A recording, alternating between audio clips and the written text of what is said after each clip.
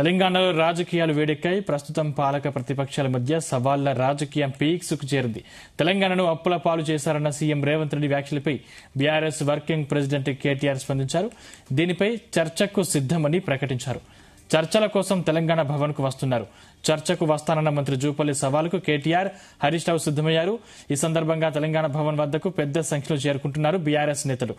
మంత్రి జూపల్లి రాగానే కేంద్ర ప్రభుత్వ నివేదికలు, రిజర్వ్ బ్యాంకు లెక్కలతో కాంగ్రెస్ అప్పుల బాగోతాన్ని ఎండగడతామంటున్నారు బీఆర్ఎస్ నేతలు.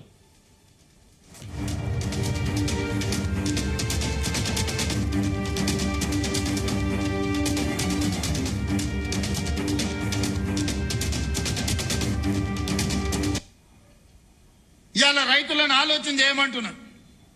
8,11,000 కోట్ల రూపాయల అప్పు నుంచి, నెల జీతాలు ఇవ్వలేని పరిస్థితి నుంచి ఒకటొకటిగా 8,000 కోట్ల రూపాయలు రిటైర్మెంట్ బెనిఫిట్స్ ప్రభుత్వ ఉద్యోగస్తులకు బకాయిలు పెట్టి 58 ఏళ్ల రిటైర్మెంట్ వయస్సును వాళ్లకు బెనిఫిట్స్ ఇవ్వాల్సి వస్తుందని 61 ఏళ్లకు పెంచితే 2024 నుంచి ప్రతి నెల 1000 మంది రిటైర్ అయ్యి 1000 కోట్లు నాకు అదనంగా రిటైర్మెంట్ బెనిఫిట్స్ ఇవ్వాల్సి వచ్చింది. ఆర్టీసీలో బంద్ పెట్టి వందలాది మంది కార్మికులు చచ్చిపోయి 100 రోజుల పైగా దీక్ష చేసి 100 మంది చచ్చిపోతే ఆర్టీసీ లాస్ లో మునిగి నడవలేని పరిస్థితి, టైర్లకు ట్యూబ్లకు పంచర్లు వేసుకునే పరిస్థితి లేకుండా ఆర్టీసీ ఇవాళ 1000 కోట్ల రూపాయల లాభంతో నడుస్తుంది. ఇవాళ సింగరేణి కష్టపెట్టి నిలబెట్టినాం, విద్యుత్ శాఖను ప్రక్షాళన చేసినాం, ఆర్థిక శాఖ ఈ రోజు కష్టపడి నిలదొక్కుంటుంది. వ్యవసాయ శాఖ గురించి నాకంటే మీకెక్కువ తెలుసు. రెవెన్యూ శాఖ ధరణి పేరు మీద ఘడీల కోసం గులాంగిరి చేసే వ్యవస్థను తీసుకొస్తే ధరణిని బంగాళాఖాతంలో వేసి భూభారతి తీసుకొచ్చి ఈ రోజు మీ సమస్యల్ని ఈ ప్రభుత్వం పరిష్కరిస్తలేదా? తెరిస్తే అబద్ధం. దేవుడు ఆ కుటుంబాన్ని మొత్తానికి శాపం పెట్టాడు. బిడ్డ ఒక్క నిజం చెప్పినా తలకాయ 1000 ముక్కలేసి వస్తారు. మీరు మీ జీవితాంతం అబద్ధాలే చెప్పుకుంటా బతుకుర్రని ఆ శాపం ఉన్నట్టుందా? అసలు చూడు, ఒకని మించినోడు ఒకడు. ఆయన అమ్మ ఒకనికి 100 వానికి 110 మార్కులు వేయాల్సి వస్తుంది అబద్ధాలకు. అతనికంటే గనుడు ఆచంట మళ్ళా అన్నాడు. అమ్మ ఆయనే అట్లా అనుకుంటే అంతకంటే రాటు తేలిర్రా ఈ అమ్మాయి పిల్లకు కుర్రనాయాలు ఇద్దరు. నోరు తెరితే అబద్ధాలు బామాడుతులు. అసలు ఇక పోటీ పడి అబద్ధాలు చెప్పుకుంటా తిరుగుతారు. ముఖ్యమంత్రి విసిరిన సవాలుకు నేను రెడీ, మా పార్టీ తరఫున నేను వస్తా, చేసేదే చెత్త పాలన, దాని మీదకి చర్చ అంటాడు. వెల్కమ్. వరంగల్ చౌరస్తాలో పెట్టుకుందామా? ఎక్కడైతే నువ్వు రైతు డిక్లరేషన్ అని చెప్పి నువ్వు మీ రాహుల్ గాంధీ వచ్చిండ్రో అక్కడికి వస్తావా? పెడదామా చర్చ? లేదా అశోక్ నగర్ చౌరస్తాలో పెడదామా? 2 లక్షల ఉద్యోగాలని చెప్పి రాహుల్ గాంధీ డైలాగులు కొట్టిన అశోక్ నగర్ చౌరస్తాలో పెడతావా? తెలుసుకుందామా?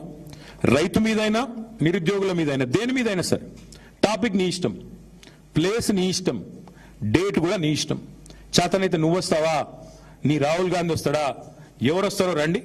తప్పకుండా మిమ్మల్ని గనక అక్కడ గణాంకాలతో సహా మీ తప్పులు బయట పెట్టకపోతే, మిమ్మల్ని మీ పరిపాలన యొక్క వైఫల్యాన్ని నగ్నంగా నిలబెట్టకపోతే అశోక్ నగర్ చౌరస్తాలో, వరంగల్ చౌరస్తాలో శాశ్వతంగా రాజకీయాల నుంచి తప్పుకుంటా. సవాల్కు సిద్ధమా? దమ్ముంటే రేవంత్ రెడ్డి, బట్టి విక్రమార్క గారు అసెంబ్లీ సమావేశపరచండి. అసెంబ్లీలో ఆధారాలతో సహా రుజువు చేయడానికి నేను సిద్ధం. ఒకవేళ నేను చెప్పింది అవాస్తవమైతే రాజీనామా చేసి పదవికి శాసనసభ నుంచి బయటకు వెళ్ళడానికి కూడా నేను సిద్ధం. మీకు నిజాయితీ ఉంటే, దమ్ముంటే శాసనసభ పెట్టండి, సింగరేణి మీద చర్చిద్దాం. మీకు చేత కాదు. 2 నెలలుగా మేము మాట్లాడుతున్నా కూడా నోరు విప్పుతలేరు మీరు. నిజాలు బయట పెడుతుంటే ముఖ్యమంత్రి గాని ఉప ముఖ్యమంత్రి గాని నోరు విప్పుతలేరు. నిజంగా మేము చెప్పిన దాంట్లో అవాస్తవాలుంటే, తప్పుంటే ఆకాశం అంత ఎత్తి ఎగరకపోదురా? తేలుగుట్టిన దొంగల లెక్క ఎందుకు నోర్లు మూసుకున్నారో కార్మికులు ఇలా అర్థం చేసుకోవాలి. కార్మిక మంత్రి మాట్లాడాడు, ఉప ముఖ్యమంత్రి మాట్లాడాడు, ముఖ్యమంత్రి అసలు పెదవే ఇప్పుడు. ఎందుకంటే దీంట్లో ఈ స్కాముల్లో ప్రధాన పాత్రధారి, సూత్రధారి రేవంత్ రెడ్డి బామ్మర్ది సృజన్ రెడ్డి. నేను ఈ రోజు రాజీనామా చేస్తా నా ఎమ్మెల్యే పదవికి. మరి కేటీఆర్ వస్తాడా, హరీష్ రావు వస్తాడా? నేను రుజువు చేయలేకపోతే అన్ని 100 అవసరం లేదు, 100 మంది అవసరం, రాహుల్ గాంధీ అవసరం లేదు, రేవంత్ రెడ్డి అవసరం లేదు. బీఆర్ఎస్ పార్టీ అవసరమైతే నేను వస్తా. నేను చెప్పింది అబద్ధమైతే నేను స్పీకర్ కు రాజీనామా ఇస్తా. ఈ అప్పు గురించి చెప్పగలుగుతాయి. ఇది ఒకటి చాలదా? మర్చుకొకటి అన్నం ఉడికిందా లేదని చూడాలంటే ఒక మెతుకు పట్టుకొని చూస్తే చాలు. ఈ మళ్ళీ మీరు పైనుంచి మేము సవాల్ విసురుతామంటే ఏం సవాల్? మొదటి సవాల్ ఇది ఇజ్జత్ పోతుంది. అప్పుల గురించి ఎందుకు పోతుంది మాట్లాడుతాం. ఇజ్జత్ ఎవరి ఇజ్జత్ పోయింది? 10 సంవత్సరాలు వందలాది మంది ప్రాణత్యాగాలు చేసి ధనిక రాసిన అప్పచెప్తే మీరు చేసింది ఏముంది? ఇలా ఒక్కొక్కరు లెక్క. నేను వ్యక్తిగత లెక్కలు వ్యక్తిగత పేరు తీస్తలేను, వ్యక్తిగత లెక్కలు పోతలేను. ఈ రోజున ఎక్కడో ఎందుకు మా పాలమూరు జిల్లా లెక్క చెప్తా.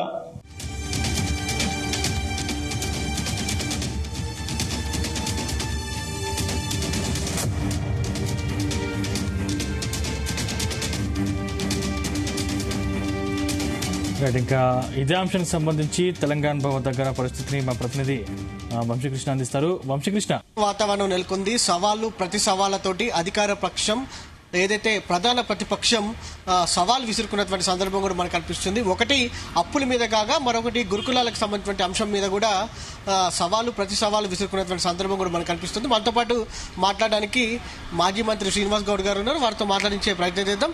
చెప్పండి, మొత్తం మీద ఒక టెన్షన్ వాతావరణం క్రియేట్ అవుతున్నటువంటి సందర్భం కూడా మనకు కనిపిస్తోంది. మీరేమో 7.5 లక్షల కోట్లు అప్పు చేశారని అటు కాంగ్రెస్ పార్టీ ఆరోపణ చేస్తూ ఉంది. మరోపక్క మా హయాంలో అంత అప్పు జరగలేదని కూడా మీరు కూడా వాదిస్తూ ఉన్నారు. దీని గురించి ఏమంటారు?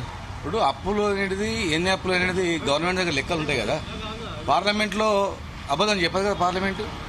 పార్లమెంట్ సాక్షిగా తెలంగాణలో ఎంత అప్పు అనేది వాళ్ళు వివరించారు. కాగ్ నివేదిక ఉంది, ఆర్బీఐ ఇచ్చింది, అసెంబ్లీ వీళ్ళు కూడా చెప్పారు. వాళ్ళు ఎంత అప్పు తెచ్చిండ్రు వాళ్ళ దగ్గర లెక్క ఉంది. మేమంత అప్పు తెచ్చిందని వాళ్ళే చెప్పి వాళ్ళ ప్రభుత్వాలు చెప్పిండ్రు. మేము తెచ్చిన అప్పు వాళ్ళు అప్పు అంటారు, మేము అప్పు అంటలేము, దాన్ని పెట్టుబడి అంటున్నాం. మేము తెచ్చిన పెట్టుబడికి ఎన్ని కోట్ల విలువ, ఎన్ని లక్షల కోట్ల విలువ, భూముల విలువ పెరిగింది. పుట్టే పెరుగుతుందా? అక్కడ నీళ్లు, కరెంటు, ఇన్ఫ్రాస్ట్రక్చర్ డెవలప్ చేస్తే పెరుగుతుంది. జిల్లాల అభివృద్ధి అయినాయి, హాస్పిటల్స్ పెట్టినాం, మెడికల్ కాలేజ్ పెట్టినాం. ఇండియాలో ఎక్కడ ఉన్నాయి మెడికల్ కాలేజ్? ఇండియాలో ఎక్కడైనా ప్రతి ఊరికి నీళ్ళు ఇచ్చిన పరిస్థితి ఉందా ఎక్కడైనా? ఏ స్టేట్ చెప్పండి? ప్రకృతి వనాలు చాలా ఉన్నాయి. మీరు చెప్తే ప్రతి ఊళ్ళో 100 ఉన్నాయి. మేము తెచ్చిన పెట్టుబడి వల్ల 100 స్కీములు, 100 రకాల దానివల్ల సంపద పెరిగిపోయింది. ఇట్లా వాళ్ళు 3,30,000 నెలల్లో 3 లక్షల కోట్లు తెచ్చారు. 3 లక్షల కోట్ల ఏం పెట్టకుండా మిత్తి కట్టకుండా మేము పనులు చేసినామా? అయితే కేవలం ఈ అప్పులే కాదు, కార్పొరేషన్ పేరుతో కూడా విచ్చలవిడిగా అప్పులు తెచ్చారు. ఎక్కడికక్కడ డిపార్ట్మెంట్స్లలో కూడా ఏదైతే బకాయిలు కూడా పేరుకపోయినా అన్నారు. దీనికి సంబంధించి ఎక్కడ తెచ్చినా దానికి ఒక పెట్టుబడి పెడతాం, ఒక ఇల్లు కడతాము, ఒక షాప్ పెడతాము, ఒక ఇండస్ట్రీ పెడతాము. అమెరికా కూడా అత్యంత అప్పులు ఉంటాయి. ఇది అప్పుల ఉన్న దేశంలో ఎన్నో రాష్ట్రం అనేది ఏ సంఖ్యలో ఉంది చూడండి ఒకసారి. కాంగ్రెస్ పరిపాలించిన రాష్ట్రాలు చూడండి, బీజేపీ పరిపాలించిన రాష్ట్రాలు చూడండి, వాళ్ళ అభివృద్ధి చూడండి. 20 అవార్డులు వస్తే 15 అవార్డులు తెలంగాణకు వచ్చినాయి. ఈ 15 ఎట్లా వచ్చినాయి? ఏ పారామీటర్ తీసుకున్నా కూడా వాళ్ళు చేసింది ఏం లేదు. పుట్టి అబద్ధాలు చెప్పి అబద్ధాలతో గ్యారెంటీ నడపాలంటే ఎట్లయితుంది? ప్రాణం పట్టు ఏ లెక్కలు చేస్తాడో మేము కూర్చుంటాం కదా. రమ్మని మంత్రి జూపల్లి కృష్ణారావు గారు వస్తారని మీరు అనుకుంటున్నారా? రావాలి, మా ఛాలెంజ్ చేసినప్పుడు రావాలి కదా. రావాలి, ఛాలెంజ్ చేసినప్పుడు రావాలి, మేము అడుగుతాం. ఒకవేళ వస్తే కనుక సాధారణంగా ఆహ్వానిస్తారా లోపలికి? 100% మంచి ఆహ్వానిస్తాం, కూర్చొని పెడతాం, మొత్తం పవర్ పాయింట్ ప్రజెంటేషన్ ఇస్తాం. మా కేటీఆర్ కూడా వస్తాడు, అందరం కూర్చుంటాం, చెప్తాం. బాగా చెప్తా. 10 ఏళ్ళు మా గవర్నమెంట్ ఉన్నాడు కదా, మంత్రిగా ఉన్నాడు. మీ విలేకరులందరూ తీసుకొని పోయి ఎంత బ్రహ్మాండంగా చేసిండు కేసీఆర్ అని చెప్పి పోడిన సందర్భాలు లేవా? నువ్వు పార్టీ మాట మరుక్షణమే సేదైపోద్దా? ఇట్లా తప్పు కదా అది. 10 ఏళ్లలో మీరు ఎన్నిసార్లు ఓడిండ్రు, ఎన్నిసార్లు మాట్లాడిండు గురించి, ఎంత అద్భుతంగా మాట్లాడిండ్రు. ఇవాళ నువ్వు పోయి ముఖ్యమంత్రి గారిని మెప్పించడానికి వస్తా అంతలో కొడితే దా కొట్టు దా చూపిద్దురా. ఏం చూపిస్తావు? మీ కాన్స్టిట్యున్సీకి పోదాంపా. మీరు వచ్చినాక ఏం చేసిండ్రు, మేమేం చేసినాం. జిల్లాకు పోదాంపా.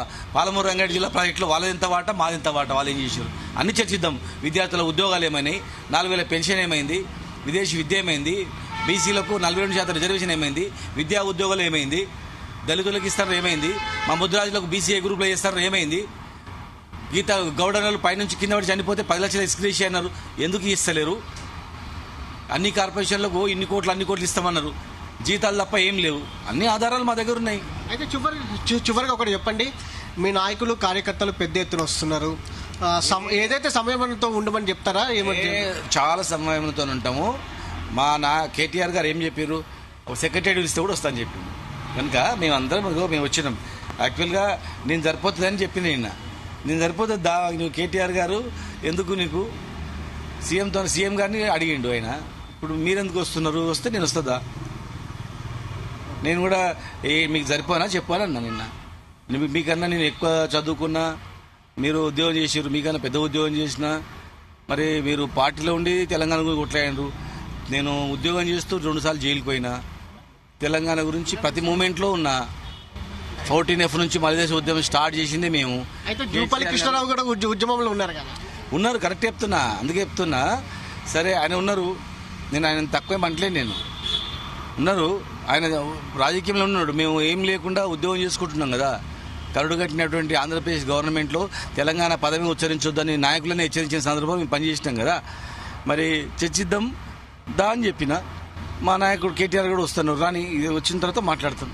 ఇది మొత్తం మీద తెలంగాణ భవన్ వద్ద మాత్రం కొంత టెన్షన్ వాతావరణం నెలకొన్నటువంటి సందర్భం కూడా మనకు కనిపిస్తోంది. ఒకసారి మనం విజువల్స్ లో కూడా చూడొచ్చు, తెలంగాణ భవన్ వద్ద భారీగా పోలీసులు మోహరించినటువంటి పరిస్థితి కూడా మనకు కనిపిస్తూ ఉంది. ప్రధానంగా తెలంగాణ భవన్ చుట్టూరా కూడా పరిసర ప్రాంతాలలో కూడా పెద్ద ఎత్తున పోలీసులు మోహరించడం జరిగింది. ఒకసారి మనము విజువల్స్ లో కూడా చూద్దాము. భారీ ఎత్తున పోలీసులను మోహరించారు, వారికి ఇన్స్ట్రక్షన్స్ ఇస్తున్నటువంటి సందర్భం కూడా మనకు కనిపిస్తూ ఉంది. కొంత టెన్షన్ వాతావరణం నెలకొంది. ఒకటి, తెలంగాణ భవన్కి మంత్రి జూపల్లి కృష్ణారావు గారు వస్తున్నారని కూడా చెప్పడం జరిగింది. ఈ సందర్భంగా సవాళ్లను స్వీకరిస్తూ అటు కేటీఆర్ కావచ్చు, ఏదైతే BRS party working president KTR, దాంతోపాటుగా మాజీ మంత్రి హరీష్ రావు తెలంగాణ భవన్కి వస్తా ఉన్నారు. జూపల్లి కృష్ణారావు వస్తే సాధారణంగా ఆహ్వానిస్తామని కూడా చెప్తా ఉన్నారు. అటు ఆర్ఎస్ ప్రవీణ్ కుమార్ సోమాజీ కూడా ప్రెస్ క్లబ్కి రాబోతా ఉన్నారు. గురుకులాలకు సంబంధించిన అంశం పైన అక్కడ చర్చకు రావాలని మంత్రి అడ్లూరి లక్ష్మణ్ అక్కడ ఏదైతే గన్ పార్క్ వద్ద ఏదైతే రావాలంటూ కూడా సవాల్ విసిరినటువంటి సందర్భం కూడా మనకు కనిపిస్తుంది. కొంత హైదరాబాద్ నగరంలో మాత్రం పెద్ద ఎత్తున టెన్షన్ వాతావరణం నెలకొంది. ప్రతి ఒక్కరు సమయంతో ఉండాలంటూ కూడా ఏదైతే కొంత పోలీస్ శాఖ కూడా చెప్తా ఉంది, సంయమనం పాటించాలని కూడా కోరుతున్నటువంటి సందర్భం కూడా మనకు కనిపిస్తుంది. ఎవరైనా సరే గీత దాటితే ఖచ్చితంగా కఠిన చర్యలు తీసుకుంటామంటూ కూడా పోలీస్ శాఖ హెచ్చరిస్తోంది. వీడియో జర్నలిస్ట్ క్రాంతితో వంశీకృష్ణ, జీ తెలుగు న్యూస్, హైదరాబాద్.